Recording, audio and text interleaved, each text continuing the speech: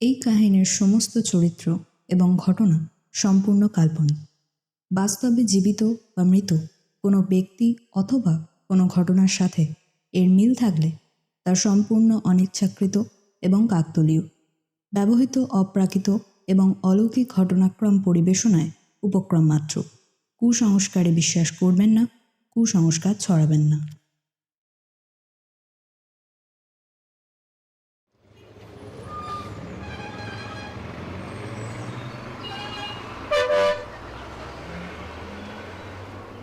অবশেষে একটি দীর্ঘ যাত্রার পর মন্দিরা পুনে এসে পৌঁছল।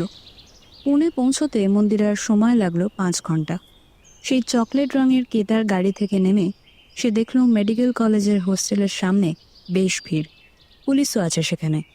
পল্লববাবুর দেওয়ার ঠিকানা অনুযায়ী মন্দিরা দিব্যসারথীর ঘরের সামনে গিয়ে পৌঁছল। তার ঘরের সামনে থাকা একজন পুলিশ ইন্সপেক্টর নাম প্রতাপ সিং তাকে প্রথমেই ঢুকতে বাধা দিলেন। প্রতাপ সিং বেশ গম্ভীর গলায় জিজ্ঞেস করলেন, आप यहाँ पर क्या कर रहे हैं? মন্দিরা নিজেকে ম্যানেজিং ডিরেক্টর হিসেবে পরিচয় করিয়ে দিয়ে বলল যে সে দেবদত্তবাবুর পক্ষ থেকে এসেছে। প্রতাপ সিং সন্দেহের চোখে তাকে দেখলেন কয়েকবার, তবুও শেষ পর্যন্ত তাকে ঘরের ভেতর ঢোকার অনুমতি দিলেন। মন্দিরা দিব্যসারথীর ঘরে প্রবেশ করা মাত্রই খুব তীক্ষ্ণ দৃষ্টির সাথে ঘরের প্রত্যেকটি কোণ ঠাহর করতে লাগল। ঘরটা ছিল ছোট এবং অগোছালো। ঘরের একদিক জুড়ে রয়েছে লম্বা বইয়ের স্তূপ এবং অন্যদিকে জামা কাপড়ের পাহাড়। কিন্তু যা মন্দিরের দৃষ্টি আকর্ষণ করল তা হলো টেবিলের ওপর রাখা একটা ডায়েরি।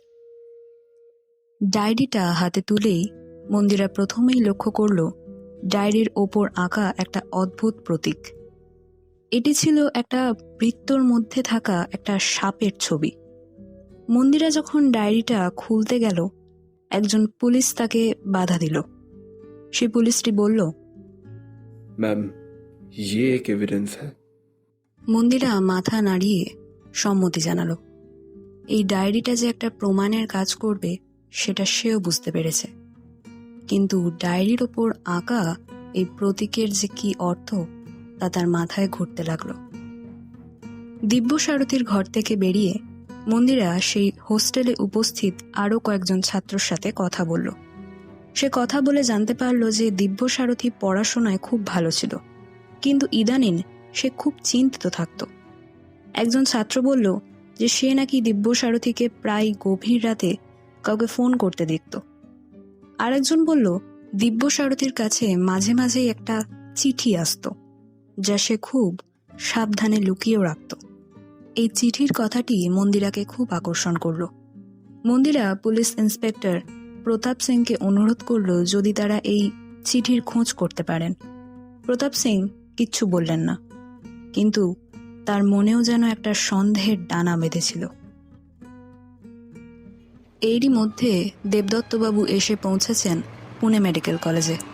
আসা মাত্রই তার ছেলের এরম পরিণতি দেখে হাউমাউ করে কেঁদে ফেললেন তিনি। মন্দিরা তার কাছে গিয়ে তাকে কিছুটা সান্ত্বনা দিল। দেবদত্তবাবু কাঁদতে কাঁদতে মন্দিরাকে বললেন যে তার ছেলের কোনো শত্রু ছিল না, আর আত্মহত্যা করার মতো কোনো কারণও ছিল না তার। সবকিছু শুনে মন্দিরা বলল, আপনি শান্ত হন দেবদত্তবাবু, এখানে পুলিশ অলরেডি তদন্তের কাজ শুরু করে দিয়েছে। কারণ আপনার আর আমার মতো তাদেরও যথেষ্ট সন্দেহ আছে এই ঘটনাটি আদতেও আত্মহত্যা নাকি খুন, এবং আমার বিশ্বাস দিব্যসারথীর মৃত্যুর বিচার ঠিকই হবে। আমি সাহায্য করব তাতে। রাতের মধ্যে সুমিত পুনে এসে পৌঁছল। মন্দিরা তাকে সব কথা জানালো। সুমিত ডায়েরির মধ্যে থাকা প্রতীকটা দেখে অবাক হলো। সে বলল, আমার মনে হয় এটা কোনো গুপ্ত সংকেতের প্রতীক। এই প্রতীকটা আমার পরিচিত, কিন্তু আমি ঠিক মনে করতে পারছি না।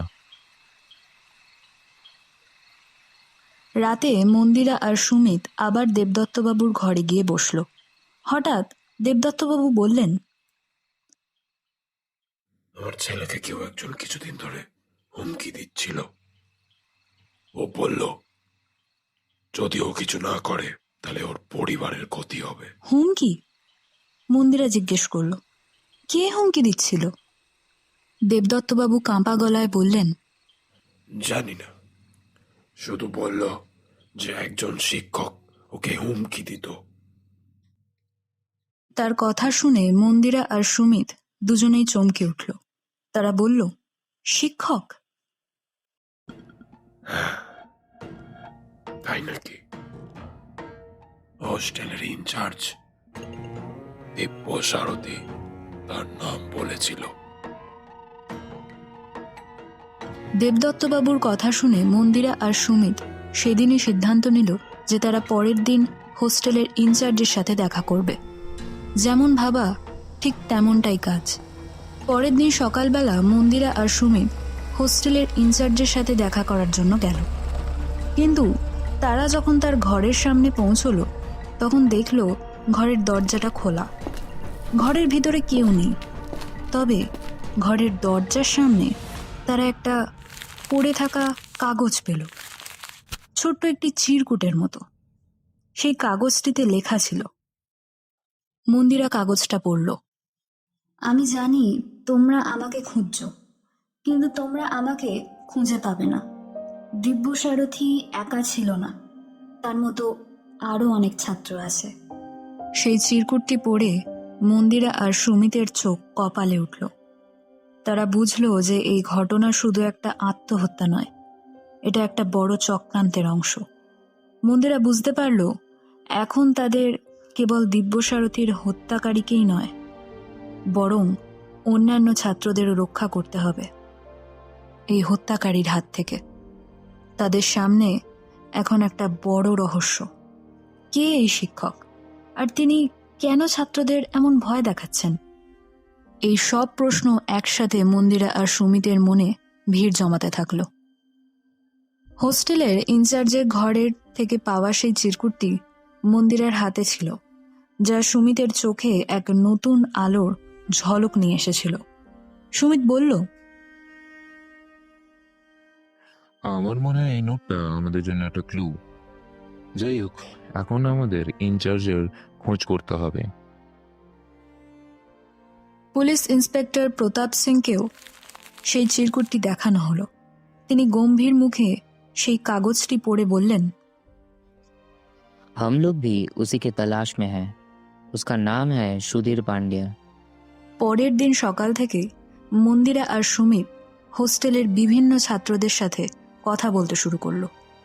তাদের সাথে কথা বলে তারা জানতে পারল যে এই শিক্ষকের আসল নাম হলো সুধীর পাণ্ডে। সুধীর পাণ্ডে শুধু একজন শিক্ষকই ছিলেন না, তিনি ছিলেন একটা গুপ্ত সংস্থার নেতাও। এই সংস্থার কাজ ছিল পরীক্ষার প্রশ্নপত্র ফাঁস করা। কলেজের সেরা ছাত্রদের নিয়ে এই সংস্থা তৈরি হয়েছিল এবং এই প্রশ্নপত্র ফাঁস করে ধনী ছাত্রদের কাছে তা বিক্রি করা হতো। দিব্যসারথী এই সংস্থার কথা নাকি জেনে গিয়েছিল এবং সেটাকে ফাঁস করে দিতেও চেয়েছিল, তাই তার এই পরিণতি। অনেক তদন্তের পর পুলিশ সুধীর পাণ্ডের ঘরটা খুঁজে বের করে। তার ঘরের তদন্ত নিয়ে কিছু তেমন খুঁজে পাওয়া যায় না ঠিকই, কিন্তু মন্দিরা আর সুমিত সে ঘর থেকে একটা চিরকুট খুঁজে পায়। সেই চিরকুটে একটি গুপ্ত বৈঠকের ঠিকানা লেখা ছিল, যেটি ছিল শহরের একদম শেষ প্রান্তে থাকা একটা গুদাম ঘরের। সুমিত পুলিশকে খবর দেয়, কিন্তু মন্দিরা স্থির করল যে তারাও যাবে পুলিশের সাথে। মন্দিরা বলল, আমাদের হাতে একদম সময় নেই। সুধীর পাণ্ডে হয়তো অন্য ছাত্রদেরও ভয় দেখাচ্ছে, তাই যা করার খুব তাড়াতাড়ি করতে হবে। অবশেষে মন্দিরা আর সুমিত পুলিশকে নিয়ে শহরের শেষ প্রান্তে থাকা সেই গুদাম ঘরের কাছে এসে পৌঁছয়। একটি জানলার ফাঁক দিয়ে তারা ভেতরে চোখ ফেলে দেখে। ভেতরে মৃদু একটা আলো জ্বলছে। তারা দেখল সুধীর পাণ্ডে আর কয়েকজন ছাত্র তাদের সাথে কথা বলছে। সুধীর পাণ্ডে ছাত্রদের বোঝাচ্ছে যে দিব্যসারথী যা করেছিল তার পরিণতি কি হয়েছিল। সুধীর পাণ্ডে তাদের বলছিল, दिव्या सारथी हम लोगों के सीक्रेट को सबके सामने लाना चाहता था। मैंने उसे सावधान किया था, पर उसने सुना ही नहीं। इसीलिए उसको मारना पड़ा। মন্দিরা আর সুমিত সবকিছু শুনে হতবাক হয়ে যায়, কিন্তু তখনই পুলিশ গুদাম ঘরে প্রবেশ করে, সেই গুদাম ঘরের দরজা ভেঙে এবং সবাইকে গ্রেপ্তার করে। সুধীর পান্ডে গ্রেপ্তার হওয়ার সময় চেঁচিয়ে বলল, तुम लोगों के पास कोई सबूत नहीं है। তার কথা শুনে প্রতাপ সিং বলল, हम लोगों के पास सबूत है।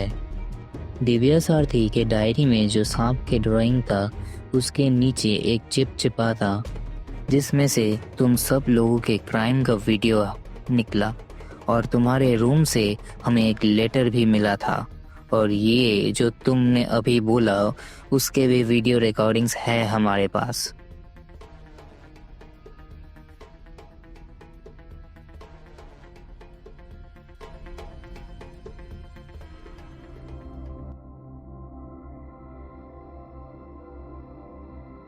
সুধীর পান্ডে গ্রেপ্তার হওয়ার পর দেবদত্তবাবু এখন অনেকটা নিশ্চিন্ত। অবশেষে তার ছেলের বিচার পাওয়া গেছে। তিনি মন্দিরা আর সুমিতকে অনেক ধন্যবাদ জানালেন। সেদিন রাতটা মন্দিরা আর সুমিত পুনেতেই কাটালো এবং পরের দিন ফার্স্ট ফ্লাইট ধরেই ফিরে এলো তাদের হোটেলে মুম্বাইতে। তাদের ছুটি নষ্ট হয়ে গিয়েছিল ঠিকই, কিন্তু তাদের মন এখন অনেক শান্ত। সেদিন রাতটা সেই হোটেলেই কাটিয়ে পরের দিন সকালে তারা যখন মুম্বাই ছেড়ে কলকাতার দিকে যাত্রা করল, তখন মন্দিরার মনে আর কোনো খুঁতখুঁতানি ছিল না। লুনাও তাদের জন্য অপেক্ষা করছে।